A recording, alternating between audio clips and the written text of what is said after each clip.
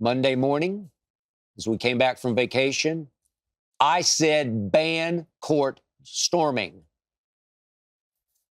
My brother Lil Wayne immediately texted me, and trust me, he does not hold back in his texts, as close as we are.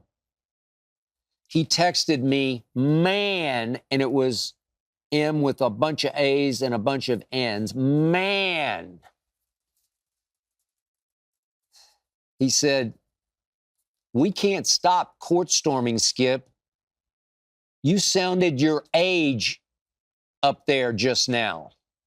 You sounded your age up there just now, meaning on live TV on Undisputed. You know what? The more I've thought about that text, that shot that Wayne took at me, I actually think Wayne is the one showing his age. I think Wayne and Keyshawn Johnson, anyone else who's out there right now supporting court storming is showing their age.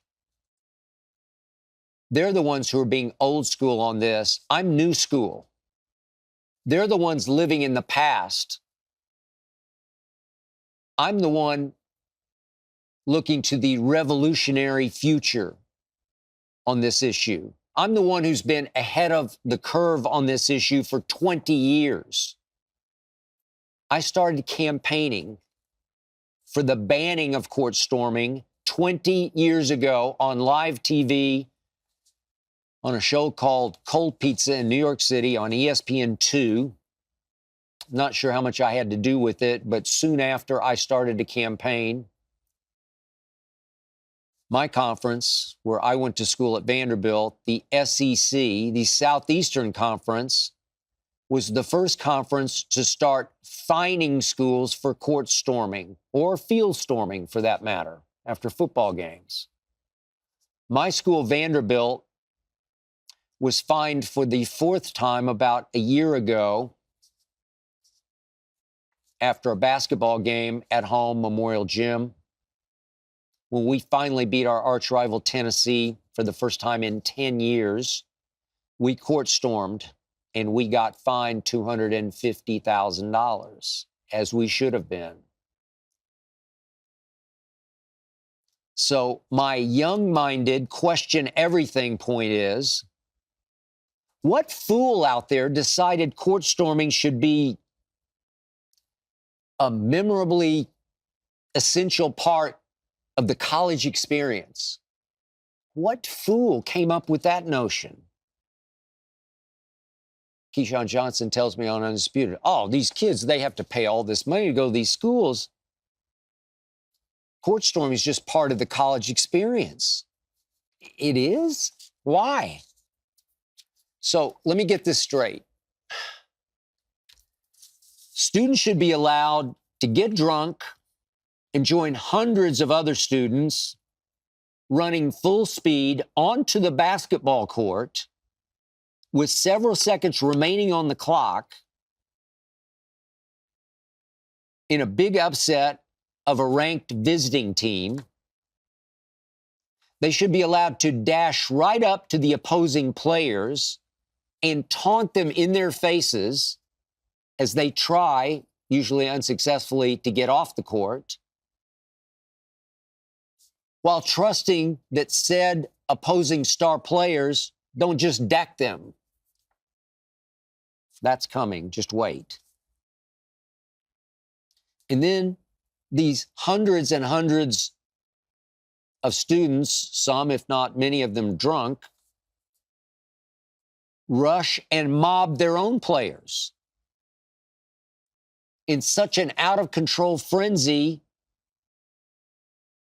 that, heaven help us, if one of the students falls, one of the players falls and gets trampled. This is insane, ladies and gentlemen. This is a recipe for disaster. This is an ERSOS. This is hundreds upon hundreds of potential lawsuits. This is just so wrong. There's nothing college cute about this. There's nothing remotely memory making romantic about any of this. This should not be what you do while you're in college. Explain to me how,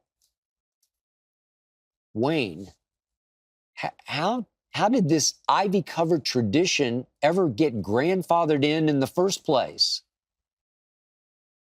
without some younger-minded somebody saying, wait a second, what are we doing? My God.